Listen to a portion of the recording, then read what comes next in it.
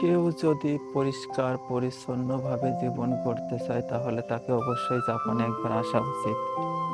জাপানের পরিবেশ, জাপানের প্রকৃতি থেকে তাকে শিক্ষা গ্রহণ করা উচিত যে কিভাবে একটা দেশকে এত সুন্দর পরিচ্ছন্ন পরিপাটি করে রাখা যায়।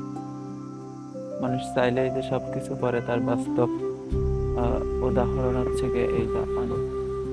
কোথাও কোনো ময়লা নাই, নিজ দায়িত্বে নিজ খরচে সবকিছু এরা আর কি পরিষ্কার পরিচ্ছন্ন করে রাখে।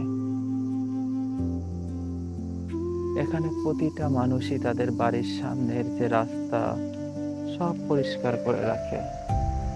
মানে সরকারি উদ্যোগে যে সবকিছু পরিষ্কার পরিচ্ছন্ন করে রাখা হয় জাপানে, বিষয়টা কিন্তু আসলে সেরকম নয়।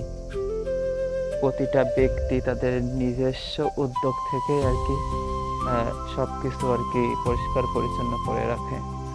যার যার বাড়ির সামনে সে সেই পরিষ্কার করে রাখে। যেরকম এই দেখুন, এই পাশে পরিষ্কার, অথচ এখানে এখনো পরিষ্কার না, কারণ তার থেকে পরিষ্কার অলরেডি করতেছে।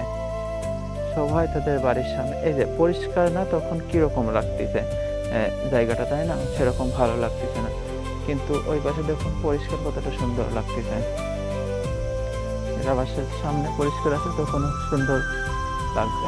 এই যে এদিকে পরিষ্কার করা নাই, তবে করবে আর কি। এই দেখেন এখানকার চিত্রটা দেখুন, এখানকার চিত্রটা যদি দেখুন কত সুন্দর দেখা যাচ্ছে আর কি। হ্যাঁ, কারণ পরিষ্কার থাকলে সবকিছুই ভালো দেখা যায়, আর পরিষ্কার না থাকলে কোনো কিছু ভালো দেখা যায় না।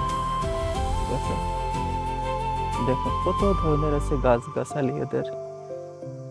এসব গাছগাছালি অতিরিক্ত কি সুন্দর করে আর কি সবকিছু এরা তৈরি করে রাখে।